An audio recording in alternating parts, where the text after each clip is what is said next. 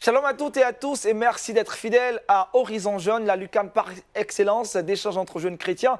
La nouvelle saison est lancée, on a été très heureux de la démarrer la semaine passée avec vous avec un thème d'actualité très important. Aujourd'hui encore, on se retrouve pour parler entre amis jeunes des sujets qui vous concernent, qui vous intéressent. Le sujet du jour, vie affective, vie professionnelle du jeune chrétien. Restez avec nous.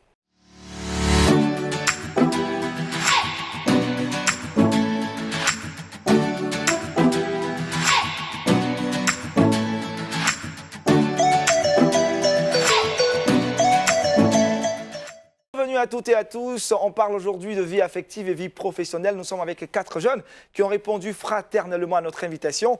Yapi Darius, il est étudiant en sociologie. Shalom. Shalom. Vous allez bien?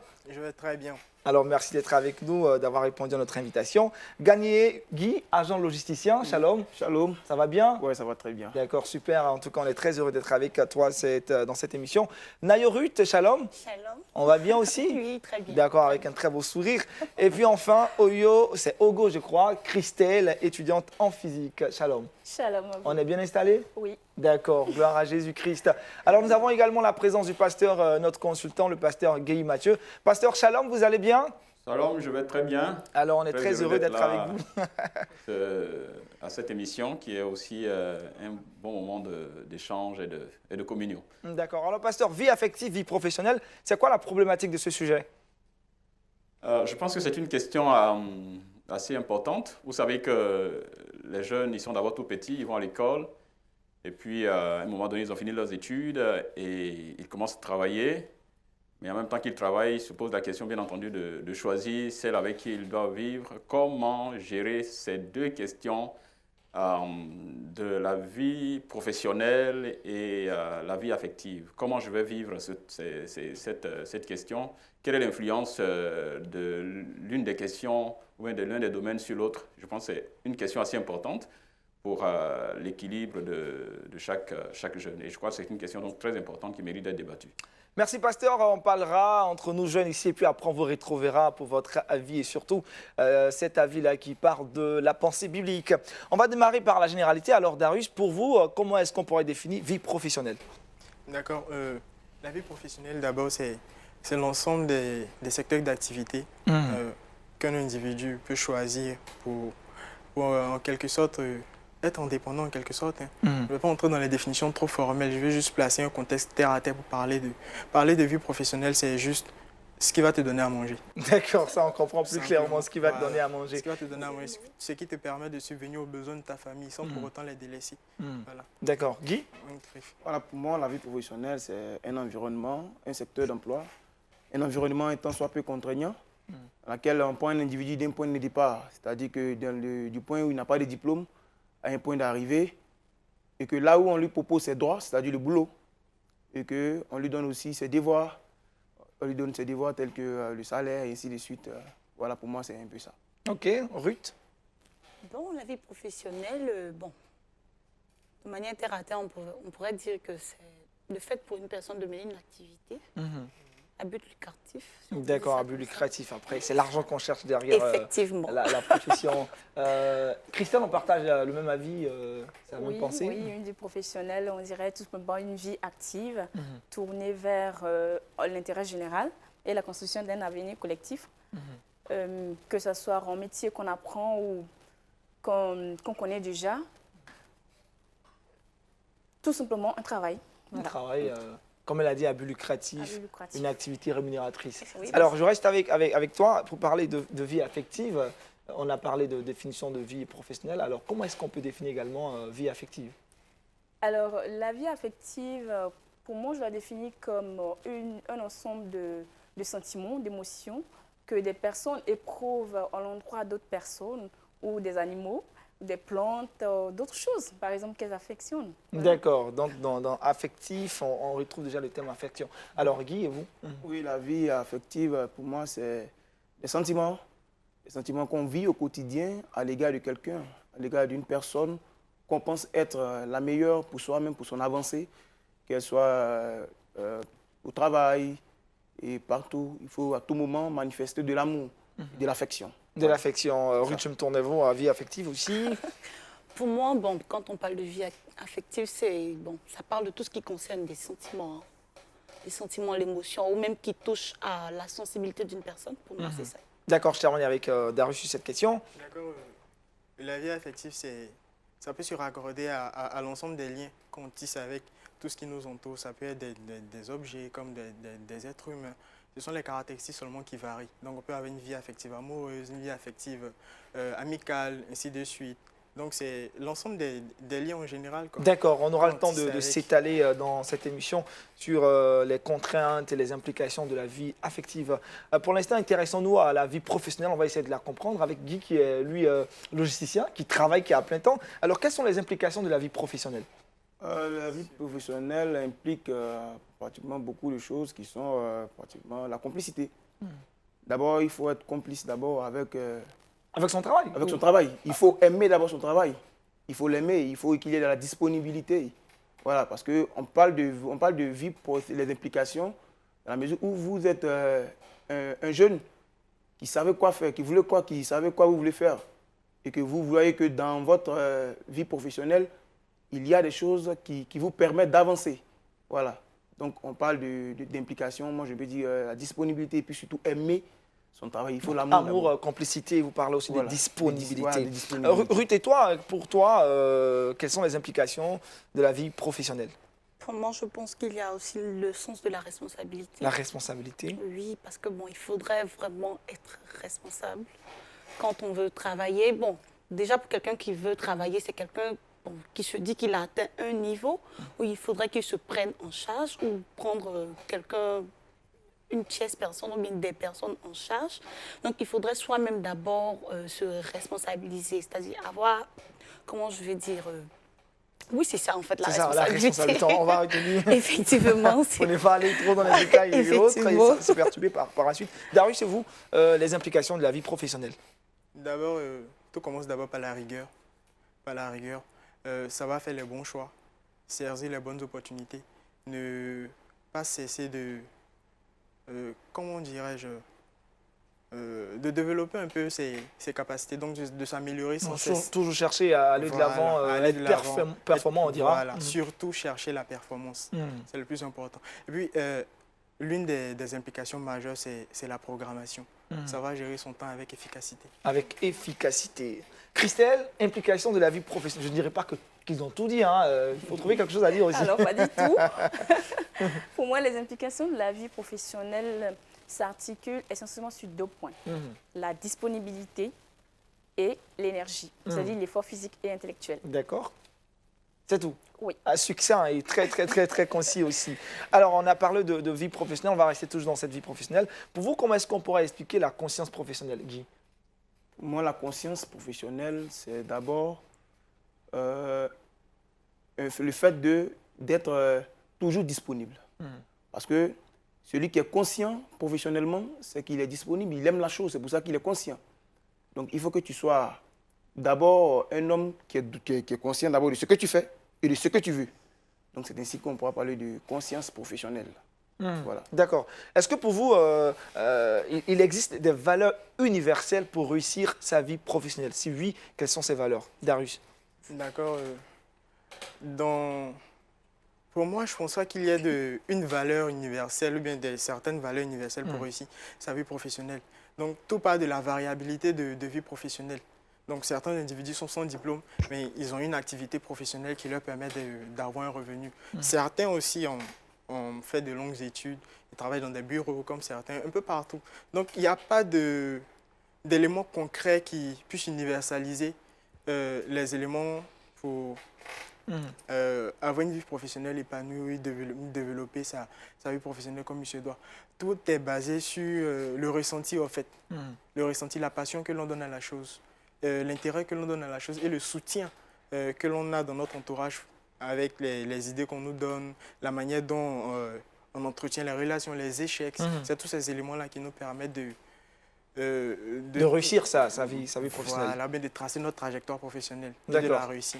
Voilà. Je pose la même question cette fois-ci à Ruth. Attitude, habitude, les meilleures et universelles pour réussir sa vie professionnelle? Bon, pour moi, je pense qu'il est essentiel d'être vraiment organisé. Il il faudrait avoir le sens de l'organisation. Parce que, bon, contrairement à Darius, moi, je pense qu'il existe une valeur universelle C'est laquelle? qui est l'organisation. L'organisation, Oui, vous l'avez dit. c'est-à-dire que peu importe le travail qu'on fait, ou bien l'activité qu'on mène, il faudrait vraiment être organisé. C'est-à-dire, je sais que je pars d'un point A vers un point B ou un point D. Et par ça, même si c'est le commerce, une activité juridique, peu importe, je pense qu'avec l'organisation... Elle s'applique déjà, ça vraiment passe à tous les domaines. Selon moi, effectivement. D'accord, pour Ruth, il faut vraiment l'organisation. Christelle, et toi, pour toi, qu'est-ce qu'il faut pour réussir sa vie professionnelle? Les valeurs universelles. Les valeurs universelles. Ruth, je vais tout moi dire que je ne suis pas du tout d'accord avec ce que vient de dire Ruth, parce que sérieusement, pour moi, les valeurs universelles qu'il faut pour réussir une vie professionnelle, il y en a deux. Alors, il y a les valeurs académiques et humaines. Le plan académique nous demande d'être qualifiés, d'avoir par exemple des diplômes ou être vraiment intelligent pour réussir en métier.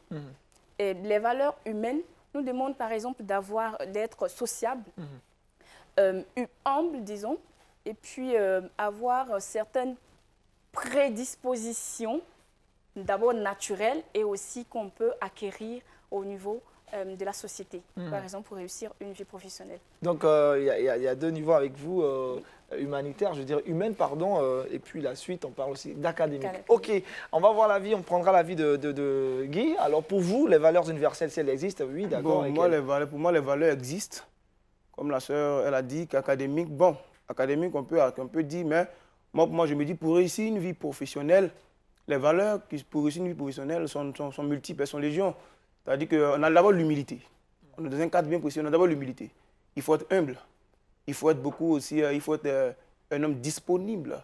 Il faut être aussi un homme qui a beaucoup de prudence. Parce que tu arrives dans un emploi, alléluia, tu trouves de grandes personnes, tu trouves des parents, des vieux, ou tu es jeune. Donc, il y a le savoir-faire, il y a une façon de se comporter. Parce que tu peux être confronté à beaucoup de situations. Donc, il y a la prudence. Et ensuite, il y a aussi le respect du devoir, du savoir-faire. C'est-à-dire que je sais une chose, c'est que je ne suis pas l'informaticien. Donc l'informaticien, il maîtrise sa chose. Donc moi, je le respecte en tant qu'informaticien dans son savoir, devoir faire. Voilà. D'accord. Donc on comprend que les avis sont très différents. Chacun y va de son expérience, de sa sensibilité. On parle tantôt d'organisation. Darius, pour lui, il n'existe même pas de valeurs pour ici. Oui, on a aussi avec Christelle des valeurs pareilles pour notre frère Guy. Voilà, on avance dans cette émission. Je rappelle, vie affective et vie professionnelle. Alors quand on est jeune chrétien, qu'on travaille, qu'est-ce qui peut être un danger pour la foi du jeune chrétien? À quoi est-ce que le chrétien doit ne pas pouvoir s'adonner quand il est jeune dans un service? Darius. En griffe, le premier élément, c'est de commencer à légèrement s'enorgueillir, par exemple. Lorsque tu es jeune, que tu commences à travailler, tu as un sentiment de vouloir rattraper quelques éléments que tu as pu rater par rapport à certains. Ça dépend de l'environnement où tu as grandi. Donc, dans ce contexte-là, il faut savoir rester humble, avoir la tête froide. Surtout, beaucoup demander conseil, comme il a dit aux anciens, pour pouvoir planifier en quelque sorte. Donc, le plus grand danger, le premier danger, c'est l'orgueil. Ensuite, vient les mauvaises fréquentations. Parce que dans un service, il y a deux types de collègues qu'on rencontre. Donc, il y a le collègue qui t'amène à investir, qui t'amène à faire des projets. Mais il y a celui qui est toujours là pour les after-work, comme on le dit. Donc, je peux dire, je peux rester un peu sur ces deux aspects-là. L'orgueil en premier lieu, éviter, surtout rester humble. Et puis, rechercher un discernement pour sélectionner les personnes avec qui on va échanger, on va planifier notre vie. Donc, l'accompagner voilà, tout se fait dans la jeunesse. Ruth? Bon, moi, je peux dire que, bon, en tant que jeune chrétien, comme Paul pouvait le dire à Timothée dans, je pense, 1 Timothée 4, que personne ne méprise ta jeunesse, mais en toute chose soit un modèle. C'est-à-dire qu'en tant que jeune chrétien, lorsqu'on se retrouve dans un milieu, peu importe le milieu ou l'activité qu'on mène, je pense que l'idéal, c'est d'être un modèle en comportement, en parole. Ce qu'il faut éviter surtout, c'est de se laisser emporter. C'est-à-dire peut-être qu'il y a une situation, il faudrait vraiment réfléchir, puisque nous, on vient en tant qu'ambassadeurs de Christ. C'est comme ça qu'on nous appelle les chrétiens. Quoique jeunes ou adultes, nous sommes quand même des ambassadeurs de Christ et lorsqu'il y a une situation, il faudrait vraiment réfléchir à 2, 3 fois avant de donner la chose juste. Il ne faudrait pas se mêler des choses comme le monde le fait, tout le monde le fait, mais réfléchir. C'est-à-dire que pour moi, personnellement, si j'étais par exemple à la place de Jésus, puisque Paul nous demande d'être des modèles de Christ, par exemple, qu'est-ce que j'allais faire? Mais comment est-ce que j'allais voir ça en tant qu'un leader ou bien un jeune chrétien? En fait, moi, je pense qu'il faudrait toujours se mettre dans cette position-là. Pensez toujours à ce que Christ fera Effectivement. quand on a une situation devant notre vie. Pour moi, pour réussir parfaitement, pour ce qu'il doit fuir, c'est qu'il doit fuir d'abord le péché. Parce que nous sommes chrétiens, donc le péché implique beaucoup de choses. Et en quoi est-ce que le péché se décline dans le milieu professionnel? Voilà, quand je parle du péché, nous sommes dans le cadre où tu es chrétien. Tu dois fuir peut-être, comme mon frère l'a si bien dit, l'after-work. C'est-à-dire après le travail, tu dois fuir les mauvaises fréquentations.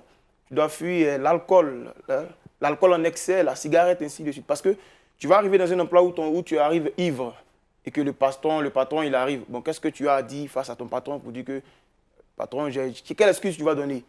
Donc, en tant que jeune chrétien, tu dois te mettre à part, tu dois te disposer, être à part, parce que ton corps est le temple du Saint-Esprit, comme on le dit. Donc, tu vas réagir comment si c'était que tu étais là devant ton Seigneur. Donc, Dieu nous appelle toujours à travailler comme lui voulait que nous travaillions. Parce qu'on dit, là où tu es, dis-toi que tu représentes le royaume de Dieu là où tu es. Donc, il faut être un modèle pour ceux qui sont autour de toi. D'accord. Voilà. Votre pensée rejoint celle de Ruth. Christelle? Pour moi, je pense que lorsqu'on est au travail, on est confronté à deux types de personnes. Je prends toujours l'homme et la femme. De la même manière, l'homme reçoit ses tentations, sont différentes des tentations de la femme.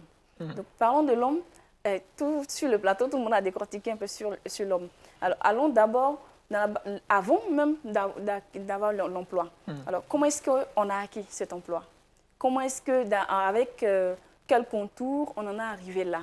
Et comment il faut gérer cette partie? Alors, quand c'est la femme, il y a beaucoup de choses qu'il faut fuir d'abord avant d'aller. Parce que lorsque tu ne fuis pas avant de rentrer, quand tu rentres, c'est vraiment difficile pour toi encore d'en ressortir. C'est vrai, le Christ, il est là, mais je vais vous dire que il y a certaines réalités. Qu'est-ce qu'il faut fuir, en fait? Il faut énumérer ces choses. Voilà, ce qu'il faut fuir, c'est éviter, par exemple, de dire toujours oui. Il faut être intègre. Il faut avoir la liberté personnelle de pouvoir refuser ce qu'on nous propose en tant que femme pour accéder à certains postes. Je ne sais pas, entre nous, nous savons vraiment de quoi il parle lorsqu'il s'agit de la femme.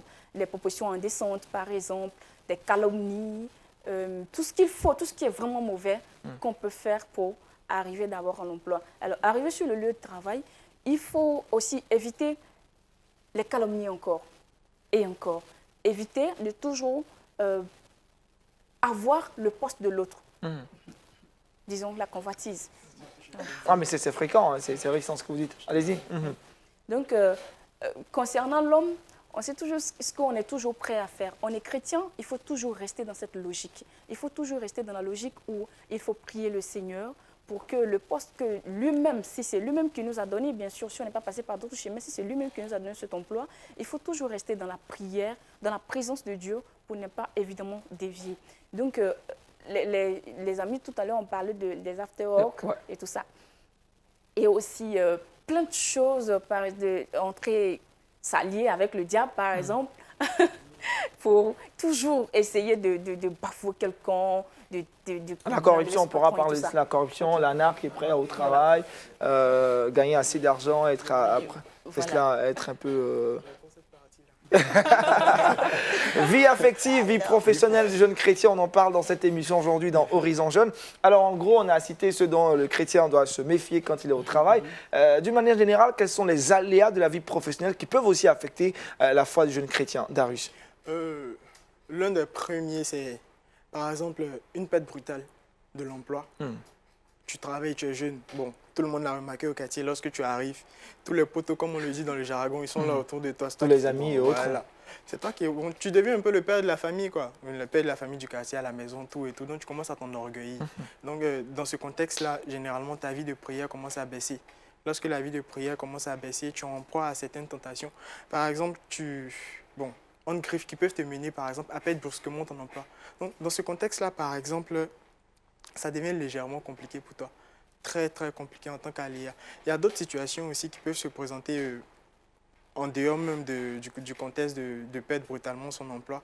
Tu peux te retrouver face à des cas de corruption, par exemple.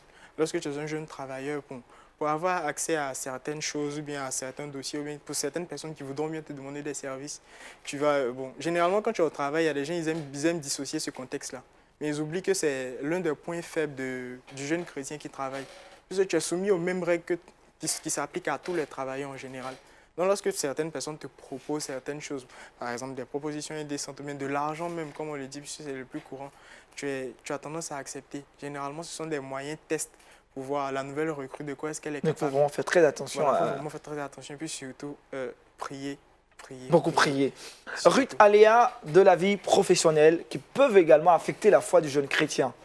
Bon, pour moi, je pense qu'il y a d'abord la convoitise.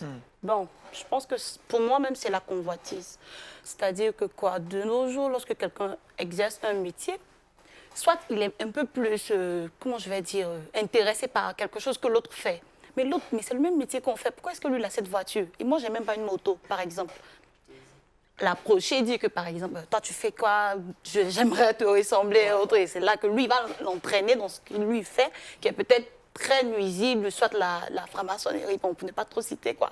Quelque chose de vraiment nuisible pour le chrétien. Et je pense que c'est surtout ça qui peut atteindre aussi sa foi. D'accord. Guy, les aléas? Moi, les aléas, bon, le chrétien est confronté à plusieurs. C'est-à-dire, bon, il peut avoir une santé précaire, par exemple. Le chrétien, il a une santé précaire.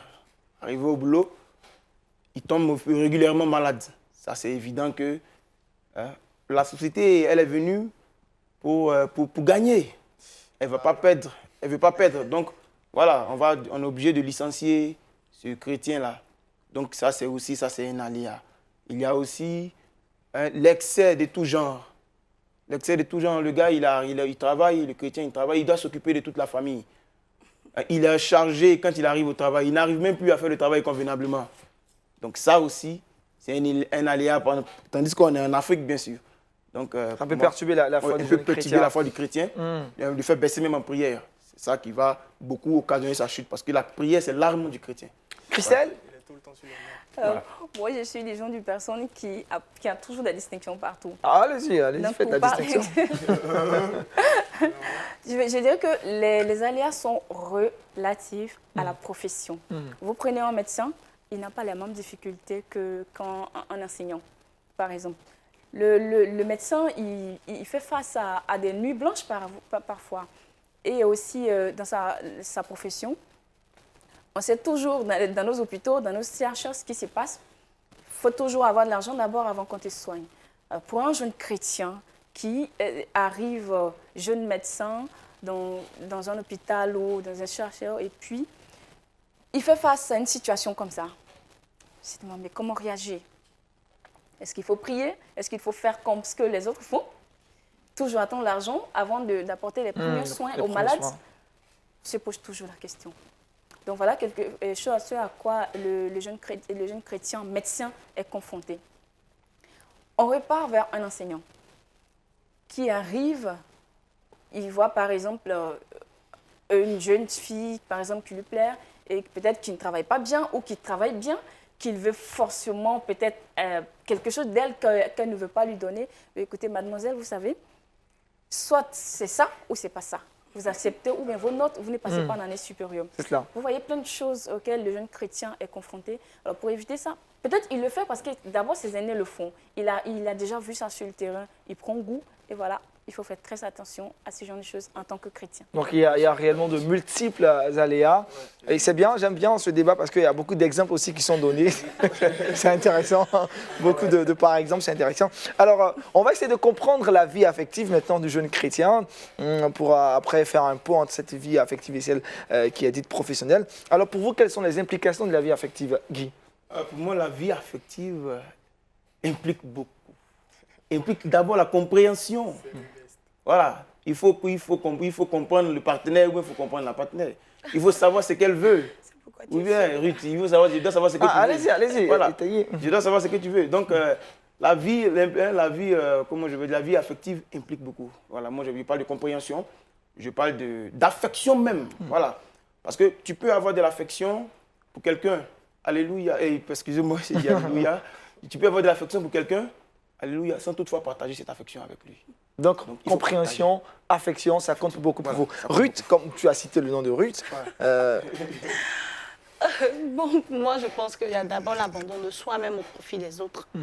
Oui, il faut savoir, comment je vais dire ça? Il faut savoir s'oublier un peu. C'est-à-dire que, bon, on peut dire dans un français plus clair, faire des compromis.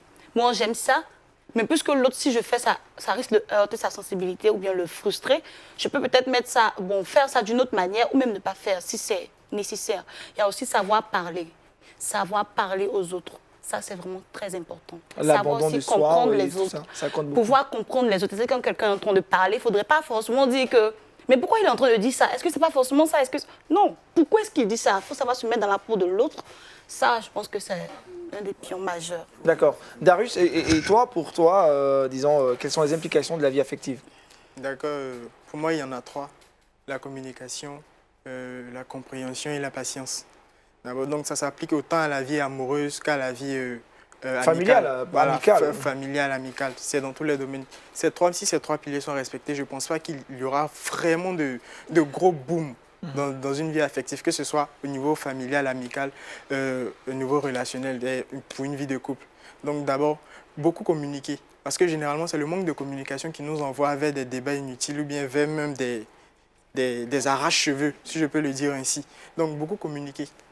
Ce que je pense n'est pas forcément ce que mon voisin pense. Donc, comment est-ce que toi, tu vois la chose? Comment est-ce que tu apprécies la situation qui se présente à nous?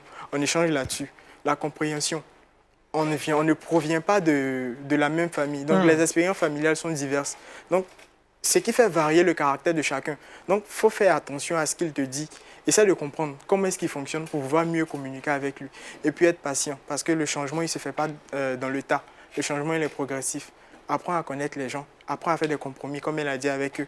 Tu verras que dans ta vie affective, je ne pense pas que tu seras aussi malheureux. Peut-être que tu auras quelques moments de solitude, mais généralement, tout se passera bien.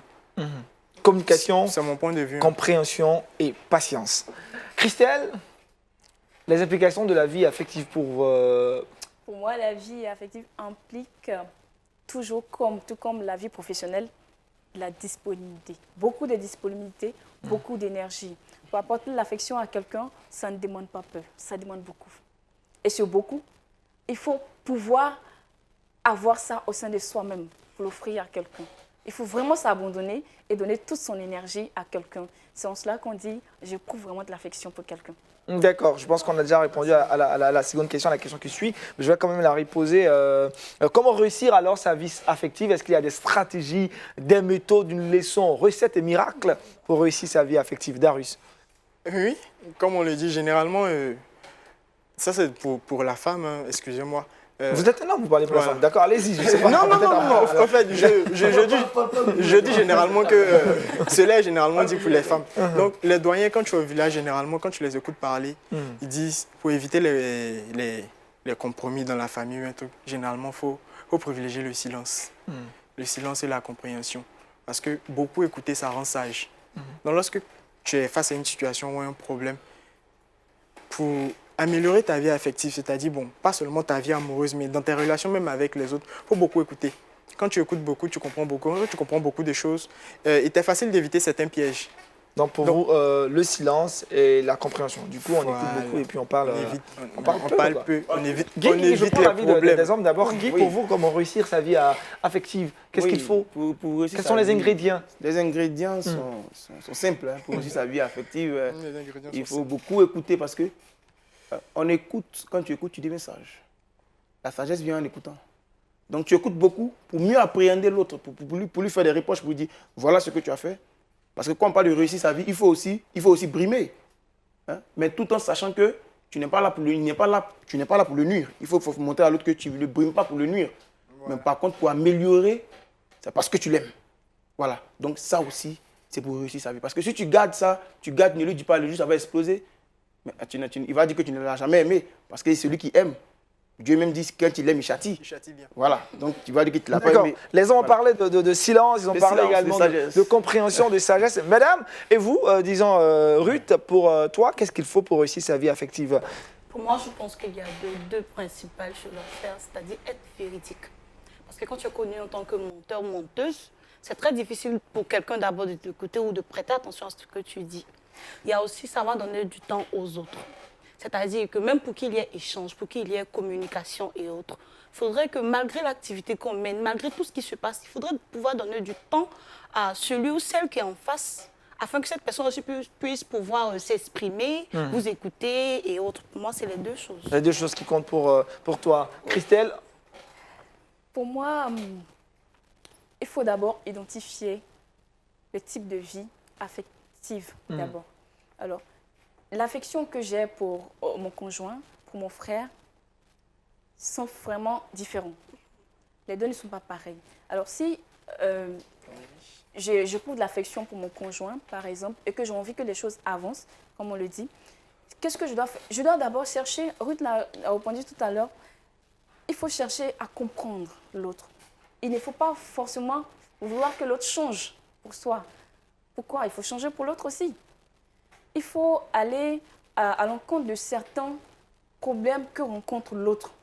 Mais en quoi faisant? En restant tout simplement peut-être silencieux, regarder, on dit observer. On réussira à comprendre ce qui se passe. Et puis, on va vers qu'est-ce qui se passe. On essaie de décortiquer. Parce qu'il y a des personnes qui sont difficiles à cerner. Il y a des personnes qui sont vraiment difficiles à se dévoiler. Et quand c'est comme ça, leur silence, ça crée certaines choses dans le couple que parfois, ça devient irréversible. Bien que les choses de la vie sont d'ailleurs irréversibles. Mais cette fois-ci, ça devient vraiment compliqué pour nous. Donc, il faut aussi accepter les choix de l'autre. Quelqu'un peut faire, ton partenaire peut faire un choix et puis tu trouves que c'est absurde. Ben, ne lui dis pas que c'est absurde. Accepte tout simplement, aller vers son idée. Parce qu'on vient de différents types d'éducation. On n'a pas été éduqués de la même famille.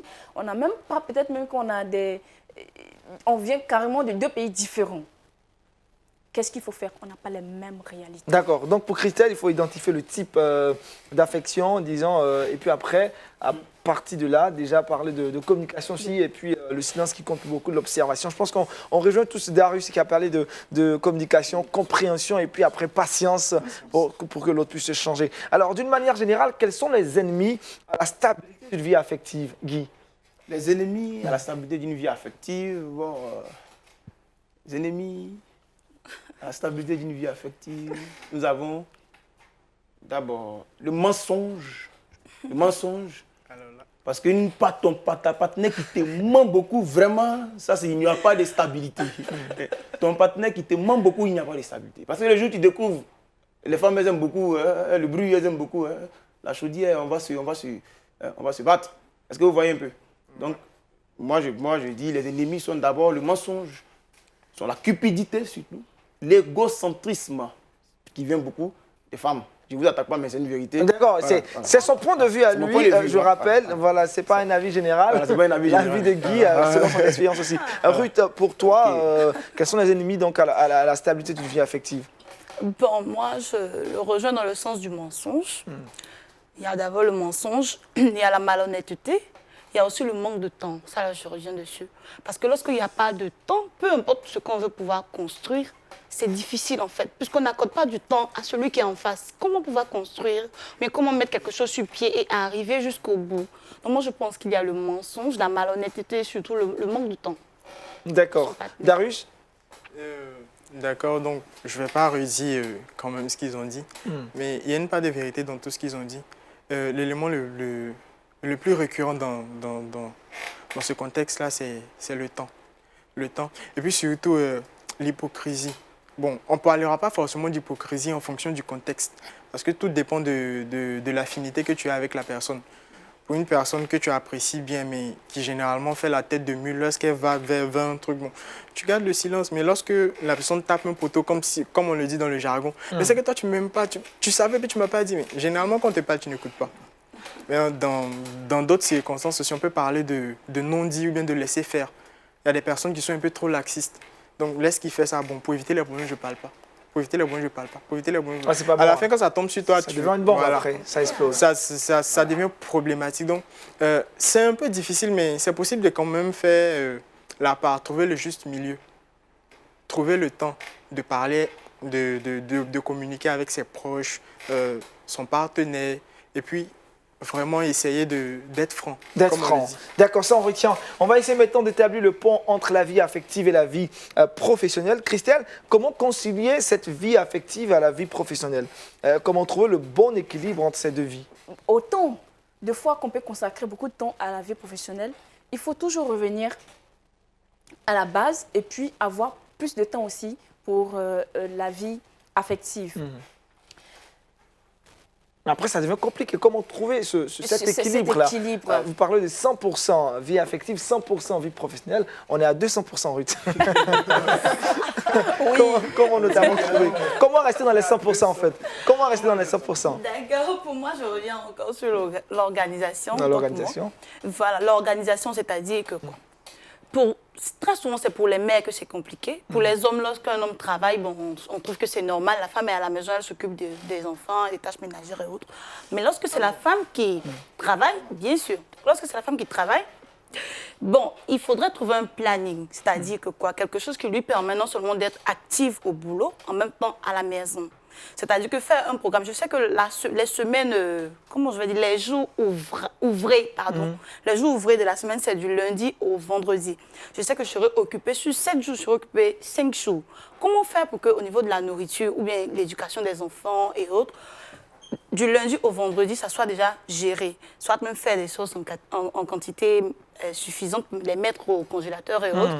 Et en même temps, ça nous permet d'être disponible au boulot. Lorsqu'on descend soit à 17h, 18h, on est assez libre, puisqu'on n'est plus occupé avec la cuisine, on peut Donc déjà on retient échanger avec planification, les enfants. organisation. Ça compte surtout. pour beaucoup. Surtout. Guy et Darius, vous en dites quoi? Comment concilier la vie affective à la vie professionnelle? Le bon équilibre, c'est quoi au juste? L'équilibre, je pense, c'est d'avoir un soutien. Un soutien. Vie affective, vie professionnelle. Quand je parle de soutien, il y a un adage africain qui dit l'agneau porte conseil. Voilà. Donc l'agneau porte conseil, le soutien, il vient de part et d'autre. Il vient autant des amis, de la famille, du conjoint. Donc je travaille, je suis beaucoup occupé. Comment est-ce qu'on fait pour gérer la maison? Comment est-ce qu'on fait pour gérer peut-être nos activités, peut-être en dehors du travail, avec des amis, ou bien peut-être si on entreprend quelque chose d'autre à côté. Donc tous ces paramètres-là, ça se fait avec soutien. Comme elle a mentionné, un peu de programmation, surtout beaucoup de passion. Parce que ce sont des éléments qui sont liés, vie professionnelle et vie affective. Quelqu'un qui est 100% dans sa vie professionnelle, ce n'est pas quelqu'un d'épanoui. Quelqu'un qui est 100% dans sa vie affective, bon, tu vas te rendre compte que d'un point de vue des ressources économiques ou bien des ressources immobilières, la personne est limitée. Donc trouver le juste milieu, c'est avoir un soutien, beaucoup communiquer et puis se servir des expériences des autres. Nous ne sommes pas les premiers. Il y en a certains qui ont déjà vécu la même chose. D'accord, donc se Comment est-ce qu'on servir gère cela? de l'expérience des années. Voilà. Alors Guy, équilibre? Pour moi, l'équilibre, il faut savoir faire la part des choses. Savoir que quand c'est le travail, c'est le travail. Quand je suis à la maison, c'est madame. Donc, il faut savoir faire la part des choses. Il faut savoir partager les choses. Savoir que le travail, c'est ce qui nous donne à manger. Donc, avec ça, on ne joue pas. Mais je travaille aussi pour que ma vie affective soit meilleure. Donc, je dois faire de sorte que les deux là aillent de pair. Voilà, donc c'est savoir faire la part Des choses. Ça, Voilà. on retient. Alors, comment ne pas mettre à mal, je dirais, sa vie affective? Comment ne pas saper sa vie affective quand la vie professionnelle est en trouble et inversement? Quand ça ne va pas au travail, on est au bord du précipice, on veut nous renvoyer. Et comment ne pas vraiment, à ce moment-là, ne pas se laisser troubler? Quand, d'une manière affective également, je prends un exemple banal, notre conjointe veut nous laisser, on a des problèmes, on est dans le chagrin d'amour. Comment ne pas vraiment être influencé par ça au travail? C'est vraiment ces questions-là que je pose maintenant. Alors, Christelle, comment on peut gérer tout ça? Quand c'est compliqué, c'est tout confus. Donc, il faut d'abord, à la base, séparer les deux choses. Il faut séparer la vie professionnelle et la vie affective. Comment séparer? Parce que c'est lié. Paradoxalement, les deux sont liés également. Donc, il faut vraiment être très une personne de principe. Il faut vraiment être une personne de principe pour voir les causes. Lorsqu'on on a une dispute à la maison, lorsque ça ne va pas du tout, le gourmet et tout ça, il ne faut pas tout transporter au travail. Encore fait, lorsqu'on arrive au travail, qu'est-ce qu'on fait? On se concentre sur le travail. C'est possible, qu'est-ce qu'il faut faire? Parce que c'est ça. La question, c'est comment se concentrer au travail. En tant que jeune chrétien, quand parce on a que des là, disputes, puisque nous allez, parlons on parle comme de jeunes chrétiens. On parle de jeunes en tant que chrétiens. jeune chrétien, tout ce qui peut nous aider, c'est tout simplement la prière. La prière. La prière. Et Dieu merci, nous avons toutes les personnes autour de nous pour nous guider, pour nous donner des conseils et tout ça. Bon, je ne parle pas des conseils où on dit, bon, écoute, laisse-la parce que ce n'est pas la femme de ta vie, ce n'est pas l'homme de ta vie. Il faut quitter là si tu as des problèmes. Tu vas vers quelqu'un qui peut te référer, qui peut t'emmener vers des références bibliques qui t'aideront, par exemple, à méditer dessus, à prier, à vraiment appeler Dieu à être présent dans notre vie. D'accord. Darius, même question pour toi. D'accord. Je dirais tout. La Bible nous dit une corde à 3 fils ne se rompt pas facilement. Donc, quel que soit ce que tu entreprends, lorsque tu mets vie professionnelle et vie affective, mets Dieu au milieu. Dieu au milieu. Voilà. Il n'y a pas de recette toute faite pour gérer une vie professionnelle et une vie affective en même temps. Et puis, se départir comment on appelle ça, des éléments de la vie affective, lorsqu'on en proie à des disputes ou bien à des moments de cassure réellement qui influencent notre rendement, lorsqu'on arrive au temps, ce n'est pas évident de s'en départir. On croit généralement ce genre de cas-là avec peut-être à la scolarité, au campus ou bien même dans les services. Lorsque tu arrives, le gars il est de mauvaise humeur, il arrive. Ça n'a rien à voir avec toi. Simplement parce que tu as porté la même couleur que sa demoiselle. Ils sont les 6 matin. Il commence à se mettre... flamme après. Pourtant, le même individu, lorsque tu rentres dans son bureau, tu vois une grande Bible qui est largement ouverte. Moi, généralement, quand je vois ça, j'ai la migraine en même temps. Je me demande, bon, à quoi ça te sert? Il y a plein de livres qui t'enseignent prier. C'est vrai que moi, personnellement, je déverse rarement mes émotions sur les gens. Parce que c'est un truc que j'ai déjà vécu plusieurs fois en entendant dans les bureaux des gens ou bien en ayant les voir. Ça m'a profondément vexé. Donc, la Bible nous dit, ne fais pas ce que tu n'aimerais pas qu'on te fasse à l'autre. Du coup, c'est une belle expérience pour toi qui t'a formé par la suite. C'est une belle expérience. Ruth, on parle de vie affective, vie professionnelle, surtout comment ne pas remettre en mal l'autre vie quand ça ne va pas de l'autre côté. Comment on fait avec toi? C'est quoi la recette pour toi? Bon, c'est vrai qu'on cite, mais il faut dire que c'est presque impossible parce que les deux sont très liés, c'est compliqué. Mais comme les autres l'ont dit, je pense qu'avec la prière, je pense que la seule recette, c'est Dieu, parce que vraiment, c'est compliqué. La seule recette, c'est Dieu. C'est Dieu, la prière. La seule recette, c'est Dieu. Hein. La seule recette, en tout cas, vraiment, comme je l'ai dit, c'est Dieu. Le soutien de Dieu. Surtout. Et puis mettre le problème à la lumière de la parole de Dieu. Qu'est-ce que Dieu dit sur mon problème? Qu'est-ce que Dieu dit sur mon problème? Qu'est-ce que Dieu dit quand ma vie de couple ne va pas? Qu'est-ce que la parole de Dieu dit? Qu'est-ce qu'il faut faire? Il faut chercher d'abord à rétablir l'ordre des choses. Quand ça ne va pas au boulot, la Bible a des versets pour ça. Quand ça ne va pas à la maison, la Bible a des versets pour ça. Voilà qui est bien clair. C'est Dieu. C'est Dieu. Merci à vous. On va avancer dans ces échanges-là. À quel moment la vie affective peut-elle prendre le pas sur la vie professionnelle et inversement? Et comment rétablir l'équilibre? Quels sont les facteurs de déséquilibre? Darius, quels sont les facteurs de déséquilibre entre la vie professionnelle et la vie affective? Bon, facteur de déséquilibre, je peux parler d'émotions intensives. Il y a des personnes qui sont un peu légèrement émotives que la moyenne. Donc, elles ont tendance à ne pas savoir faire la dissociation entre le contexte professionnel et le contexte familial. Surtout pour des personnes, par exemple, qui travaillent dans le même endroit. On en parlera. D'accord. Donc, d'accord, surtout pour des personnes qui travaillent dans le même endroit. Donc, c'est difficile. Lorsqu'on a eu un problème, le simple fait de voir la personne en face de nous, ça nous rappelle certaines choses. Donc, élément qui peut déséquilibrer ou bien qui peut impacter l'autre, si je suis bien le fil. C'est cela, voilà. C'est cela. Élément qui peut impacter l'autre, un peu trop d'émotions dans sa vie affective peut impacter positivement comme négativement la vie de travail. Par exemple, il y a eu un bon événement à la maison, il y a eu des éléments de réjouissance. Donc, lorsque tu arrives au travail, tu es boosté à 200%. Et quand après au travail, tu as la pression par ton patron et tu n'arrives même pas à dormir, ça peut aussi créer des problèmes. Ça peut aussi créer des problèmes. Et puis là encore, c'est encore plus dangereux parce que lorsque ce genre de problème-là s'accumule sur une longue période et que ton rendement baisse, immédiatement, comme le confrère le disait tout à l'heure, nous, on est là pour faire du profit. Donc, sincèrement, si tu ne nous arranges pas, on va te licencier. Mais ça, c'est seulement dans le cadre professionnel. Mais pour un entrepreneur, ça agit réellement sur son entreprise. Ça peut être une petite entreprise comme une grande entreprise. Mais néanmoins, une fois que son entreprise a atteint et que ses ses ressources économiques baissent, cela affecte directement la famille. Donc, ça redouble encore les soucis au niveau de la famille. Donc, ce sont quelques éléments qui peuvent influencer de part et d'autre. Maintenant, parlons de la vie professionnelle et puis de la vie affective. Quelqu'un qui a un souci au travail, qui est proche de la faillite, lorsqu'il arrive à la maison, qu'il a du mal à communiquer avec son soutien, ou bien avec ses frères, ses soeurs, ou bien avec ses familles, que ces personnes ont tendance à lui demander un peu trop que ce qu'il peut faire à l'instant T.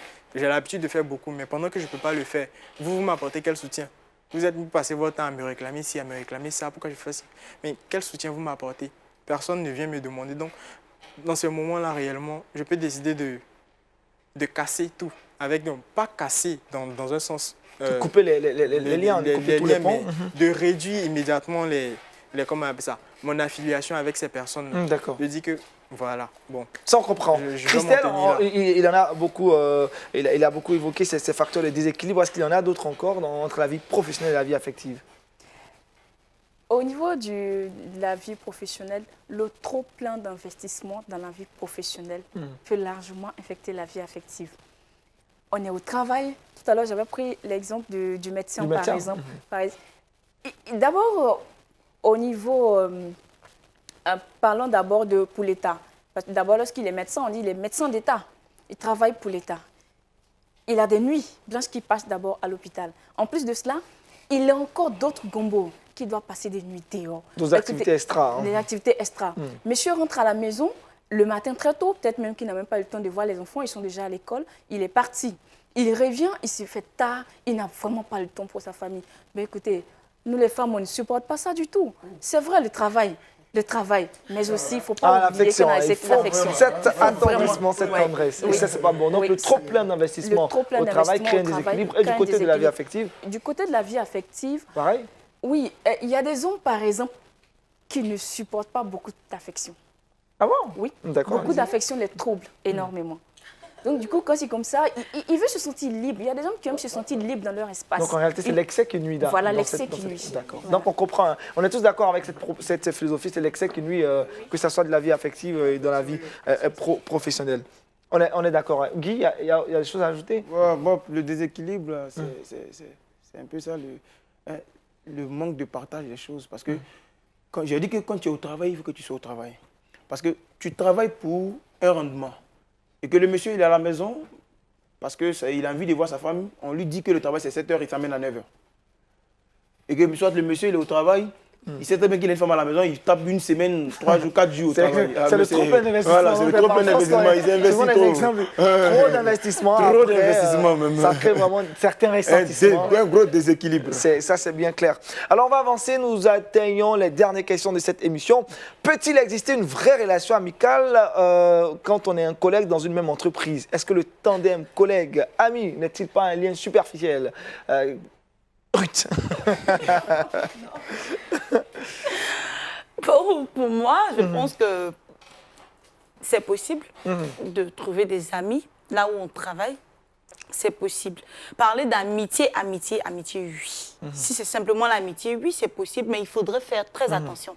C'est-à-dire que quoi, on est au boulot, il y a des choses que moi je sais. Puisque je ne connais pas le degré de... Bon, chacun a sa capacité à pouvoir gérer les choses. Je ne sais pas pour lui. Et comme c'est mon ami, on a l'habitude de tout se dire, je vais lui dire. Lui, ça le dépasse et finalement, il paye 15 cap. C'est fini. Ça va dégamer. Il a dérangé tout au boulot et nous deux, nous sommes renvoyés. Ou bien il va raconter à tout le monde et bon, c'est fini. Il faudrait faire plutôt très attention à tout ce qu'on dit. À tout ce qu'on raconte. Et à tout ce qu'on fait au travail. Darius, collègue, ami, le tandem, est-ce que ce lien est vraiment fondamental, superficiel? Pour vous, votre avis? Je pense que c'est un élément assez important lorsqu'on travaille. Parce que généralement, on n'a pas réellement l'occasion de parler de sa vie professionnelle à la maison. Surtout quand monsieur, madame, ou bien peut-être quand les frères ne partagent pas la même profession et la même passion que nous. Donc, le collègue de travail, c'est quelqu'un qui vit la même réalité que nous. On passe plus de temps avec lui, généralement. Donc, faire de l'un de ces individus-là un ami peut nous apporter un plus. Lorsqu'on est un peu submergé par le trop-plein de travail, on peut se référer à lui. On peut se D'accord. référer en termes de conseils, de compétences et tout et tout. Et pour vous, ce lien n'est pas superficiel. Non, je pense pas. Ça vaut le coup de Ça créer vaut ce le coup lien. de Ça vaut le créer coup, ce Guy Ça vaut le coup de créer ce lien, vaut le ce coup, ouais. tandem, là, Vraiment, collègue, vraiment. ami. Christian, on est d'accord aussi? Non, moi, je ne suis pas du tout Allez-y, d'accord. explication. Je trouve que l'amitié au travail, c'est franchement un lien superficiel. Superficiel. C'est un lieu vraiment, un lien superficiel dans le sens où on sait qu'au travail, il y a tellement d'hypocrisie, surtout quand l'un excelle. Franchement, les uns et les autres ne supportent pas. Et avoir quelqu'un qui ne supporte pas ton émergence au sein de cette même entreprise dans laquelle vous travaillez, franchement, je ne trouve pas que c'est une amitié qui aille. Non, pour vous, c'est très difficile d'avoir une véritable amitié entre collègues. véritable Voilà. D'accord. Dernière question, on va aller rapidement. Je pense que le temps qui nous est imparti déjà est en train de prendre fin et terminé. Comment vivre sa vie affective et professionnelle pour un couple qui travaille dans la même entreprise? Rapidement, Darius. D'accord. Bon, pour le couple qui travaille dans la même entreprise, je dirais que là, c'est encore plus relax Relax? par rapport aux autres couples. Relax dans le sens où ils ont bien conscience qu'ils sont dans un cadre professionnel lorsqu'ils sont au Ah, travail. mais quand ça ne va pas à la maison, on se Voilà. retrouve au travail là. Et Voilà. je te vois, quoi. Voilà. Je vais te aller. Voilà, donc là, c'est l'homme qui doit prendre ses responsabilités. Je suis le chef de famille. Ce qui s'est passé à la maison reste On à la oublie, maison. hein, on laisse tomber ça. J'ai pas envie de perdre mon boulot à cause de toi. On s'est retrouvés là-bas, on s'est mariés, ok, mais ça reste à la maison. D'accord, la recette Darius, très rapidement, en 30 secondes aussi, Ruth. Pour moi, je pense que c'est vraiment difficile. Difficile. Presque impossible. Parce que ça risque d'emmener beaucoup de choses.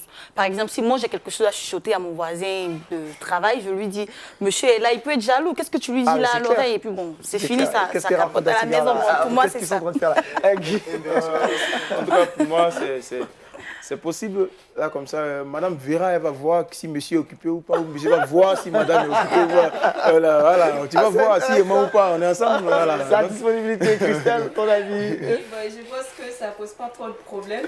Mais comme je dis toujours, il faut avoir une base. Une base. Il faut avoir une base.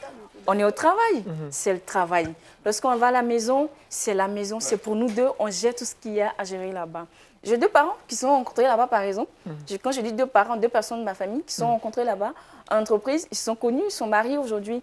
C'est vrai, le monsieur a changé d'emploi aujourd'hui, mais ils se sont très bien entendus. Ils se sont très bien entendus au travail et à la maison. D'accord. On prendra des conseils avec toi.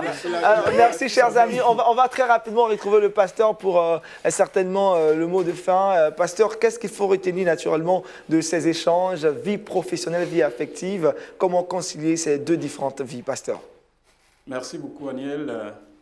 Je voudrais dire toutes mes félicitations à Christelle, à Darius, à Guy et puis à Ruth pour leur contribution à ce sujet assez important, à ce débat, et qui m'inspire beaucoup. Je voudrais juste, en commençant mon intervention par un verset biblique, 1 Timothée chapitre 5, verset 8, qui dit « Si quelqu'un n'a pas soin des siens, et principalement de ceux de sa famille, il a renié la foi, il est pire qu'un infidèle. » Ce texte est en train de mettre un peu un ordre de priorité dans notre vie. Je veux dire, quand je parle de relations affectives et relations professionnelles, le texte est en train de dire, en quelque sorte, que ce que nous faisons, tout ce que nous faisons, que ce soit au niveau professionnel, soit au service de la famille. Et donc, quand je suis marié, que j'ai une famille, j'ai une épouse, ma relation avec elle passe au-devant la relation professionnelle. C'est la même chose pour quelqu'un qui est engagé avec une jeune fille ou un jeune homme dans le but du mariage. Donc, la relation de ces deux passe au-devant de la relation professionnelle. Donc, la profession, le travail est donc simplement au service de la vie affective et non l'inverse. Notre travail est un moyen simplement de rendre service, de nous mettre au service de la société, en particulier en commençant par notre famille, en commençant par notre conjoint, celle avec qui nous vivons ou bien que nous sommes avec qui nous sommes appelés à vivre. Et ça, c'est très, très important. Le travail est un moyen d'être au service de la société. Le travail est un moyen d'honorer Dieu. Et donc, c'est très important que notre travail ne passe pas au-devant de Dieu et de notre relation avec celle que nous aimons. Ça veut dire quoi? Ça veut dire que dans mon milieu professionnel, tout ce qui pourrait mettre en difficulté cette relation affective doit être totalement banni. Et je pense que dans nos milieux professionnels, il y a tellement de choses l'immoralité, plein de questions, comme mes jeunes l'ont dit, qui mettent en mal cela. Et nous devons veiller à ce qu'il n'en soit pas ainsi. Il y a aussi la question les jeunes professionnels qui veulent vraiment prouver qu'ils sont les meilleurs dans leur entreprise et qui n'ont plus de temps pour celle ou celui avec qui ils se sont engagés à se marier ou avec qui ils sont mariés. Vous pouvez être excellent dans votre boulot et si votre relation affective est totalement détruite, en fait, vous êtes foutu parce que vous n'êtes pas, je vais dire, le lieu qui vous rend le plus heureux, c'est votre relation conjugale ou alors votre relation avec celle que vous aimez ou celui que vous aimez. Donc, en travaillant, nous faisons en sorte que notre vie professionnelle ne détruise pas cette relation qui est très importante. Parce que si c'est détruit, je vais dire, demain, on peut se débarrasser de vous. Le travail, on peut aussi changer. Je vais dire, vous n'êtes pas incontournable dans la chose. Demain, vous perdez votre boulot, quelqu'un d'autre est là pour vous remplacer. Donc, la chose qui nous rend le plus heureux, c'est notre vie, notre relation avec celle ou celui que nous aimons. Et que nous devons protéger de toutes les façons par la qualité de la vie, la pureté que nous menons, la qualité du temps que nous accordons l'un à l'autre. Et puis, bien entendu, toutes les barrières que nous mettons pour éviter qu'une autre relation vienne détruire cela, vienne détruire cette relation importante que nous avons avec celui ou celle que nous aimons. Et ça, c'est très, très important. Vous savez, il y a toute cette lutte aujourd'hui. Hein, chacun veut être là, avoir beaucoup d'argent, être le meilleur dans l'entreprise. D'accord, ça, c'est très bon. Mais à qui nous voulons le plus plaire? À celui ou celle que nous aimons ou bien peut-être au chef d'entreprise qui va se débarrasser de vous demain lorsque l'entreprise aura un problème ou alors quand il trouvera quelqu'un de meilleur que vous. On donne tout notre cœur au travail, on travaille de façon consciencieuse, mais évidemment, le travail ne va pas remplacer la qualité, la vie de la relation affective que nous menons avec celui ou celle que nous aimons. Et je pense que nous devons à tous les coups protéger cette relation, quels que soient les défis devant lesquels nous serons au niveau professionnel. Merci, pasteur Mathieu Guéhi, pour l'intervention. C'était donc le mot de fin de cette émission. Je tiens à dire merci encore à Darius, à Ruth, à Guy, également à Christelle, d'avoir répondu fraternellement, surtout à l'invitation et d'avoir enrichi ce débat, ces échanges. Je crois que derrière les différents écrans, nos amis ont été très instruits et surtout très édifiés. Nous, on était très heureux d'être avec vous, toute l'équipe de réalisation de Horizon Jeune. Rendez-vous est pris pour la semaine prochaine. D'ici là, shalom chez vous et que Dieu vous bénisse.